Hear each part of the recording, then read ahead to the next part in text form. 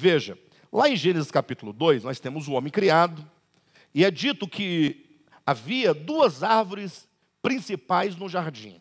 Pense comigo essa primeira proposição. Uma dessas árvores era a árvore do conhecimento do bem e do mal.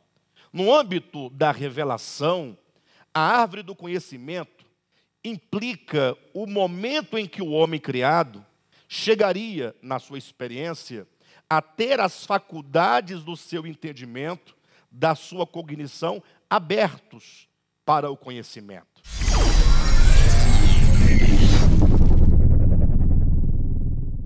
Por isso que é a árvore da ciência do bem e do mal. Então, nesse sentido, até esse primeiro ponto, podemos afirmar que fatalmente o homem chegaria a ter as suas faculdades abertas para o conhecimento do bem e do mal, do certo e do errado, da luz e das trevas. Até porque, pela própria natureza da criação do homem, Deus criou o homem para ser um ser inteligente. Deus não cria o homem para ser um ser como as demais criaturas que ele criou, infra-humanas, sem discernimento, sem entendimento. Então entenda que a árvore do conhecimento é o momento de transição do homem do estágio de inconsciência para o estágio da consciência de si mesmo, da consciência do mundo, da consciência de Deus. Essa é a primeira proposição. Surge agora uma segunda proposição. Alguém pode perguntar, pastor, mas se era desejo de Deus que o homem chegasse a esse discernimento, por que então é dito que o homem não deveria comer do fruto dessa árvore, porque comendo ele morreria? Gera aqui uma segunda proposição. Veja que o comer da árvore do conhecimento, esse verbo comer, lá do hebraico, hakar, significa viver por meio de.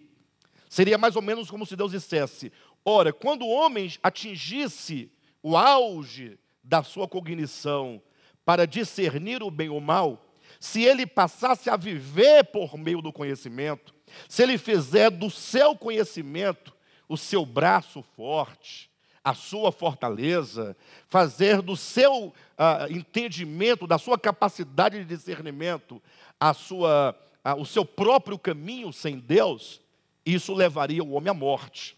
É o que está lá em 1 Coríntios, quando Paulo diz que o amor edifica, mas o conhecimento ensoberbece. Ou seja, se o homem fizesse do conhecimento um meio para, por meio do conhecimento, viver independente de Deus, isso causaria a morte. Por isso é que a serpente, preste atenção, lá daquele diálogo com a mulher, ela diz assim, olha, você deve comer desse fruto, porque comendo, fazendo do conhecimento a sua força, o seu caminho, a sua independência, ele diz, você será como Deus. Então veja que nós temos aqui dois pontos. O primeiro é, comendo, ou melhor, aquela árvore implica o estágio de conhecimento. Mas agora, comendo do fruto, vivendo por meio do conhecimento, diz a serpente, serás como Deus. E a pergunta que eu faço para vocês é, será que a serpente mentiu? O que a serpente queria dizer, serás como Deus? Veja que quando, tão logo, de acordo com o registro de Gênesis, o homem e a mulher comem daquele fruto, o próprio Deus declara no capítulo 3, salvo engano, no versículo 21. Né? O homem se tornou como um de nós. A serpente diz, serás como Deus. Deus agora diz, o homem se tornou como um de nós. Qual a relação do que diz a serpente com o que Deus está dizendo? Quando Deus diz, o homem se tornou como um de nós, e ele continua dizendo, vírgula, conhecedor do bem e do mal. Ora, se você parar para pensar, fala assim, poxa, então Deus, isso é uma coisa negativa, não pode ser positivo. Então, será que Deus estaria dizendo que o homem não deveria ter o conhecimento do bem e do mal? Mas veja, o que Deus diz é, o homem se tornou como um de nós. Ou seja, Deus, ele vive por si mesmo. Deus é aquilo que Jesus fala em João capítulo 6, né? Assim como o Pai que vive me enviou, e eu igualmente vivo pelo Pai. Tratando-se de Deus, ele diz: o Pai vive, o Pai é. O Pai não é dependente de absolutamente nada e de ninguém, porque Ele é a própria vida absoluta. Quando Deus diz lá em Gênesis, o homem se tornou como um de nós, Ele quis dizer, o homem, porque conheceu, porque teve as suas faculdades abertas para o conhecimento, o homem agora se colocou na sua existência para viver por si mesmo, como Deus vive por si, porque Deus é. A diferença é que Deus vive por si porque Ele é. E o homem não pode viver por si porque o homem não é. Só que o homem se tornou como Deus. O homem se fez como Deus.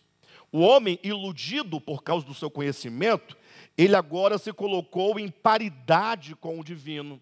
Ou seja, Deus é absoluto. E porque Ele é, então somente Deus pode definir de fato o que é o bem e o que é o mal.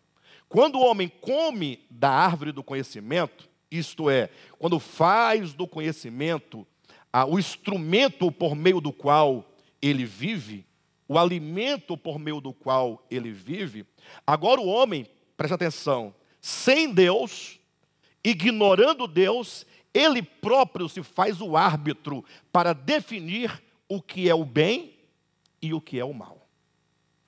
Uma coisa é você ter a sua faculdade aberta para o discernimento. Outra coisa é quem é que define exatamente o que é o bem e o que é o mal. Olhe para a sociedade em que nós vivemos. Olhe para as instituições de uma nação. Olhe para os homens de uma maneira geral. Olhe para a sua própria experiência. Quantas vezes nós cometemos grandes erros na nossa trajetória de vida, na nossa existência, e chamamos aquilo de bem. E muitas coisas que são bem, nós deixamos de fazer e justificamos como sendo más. Ou seja, quando o homem, ele ignora a luz de Deus no seu espírito humano, iluminando o seu entendimento, para que o homem tenha de fato discernimento do bem e do mal, conforme Deus, quando o homem ignora essa luz divina, ele vive obscurecido no seu entendimento. Só que o homem tem inteligência, o homem tem as faculdades abertas para o conhecimento.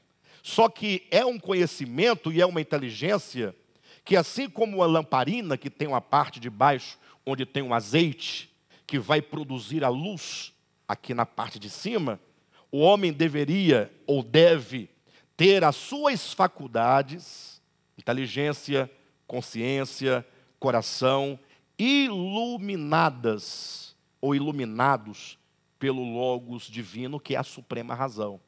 Então, o homem, presta atenção, o homem, quando ele se ilude, comendo da árvore do conhecimento, fazendo do conhecimento a sua força, ele simplesmente decide viver por si mesmo, ele ignora a Deus na sua existência, ele ignora a Deus enquanto luz dentro do homem, porque Deus é luz, e essa luz, ela brilha e resplandece no espírito humano. Quando o homem, portanto, ignora essa luz, então ele vive nas trevas do seu entendimento. Ele vive nas trevas da sua cognição sem Deus. Ele tem o discernimento, porque ele tem a capacidade de discernir, mas Deus nunca desejou que o homem vivesse por meio do conhecimento somente. O homem tem o conhecimento, mas esse conhecimento deve ser iluminado, deve ser guiado pela luz divina no espírito humano.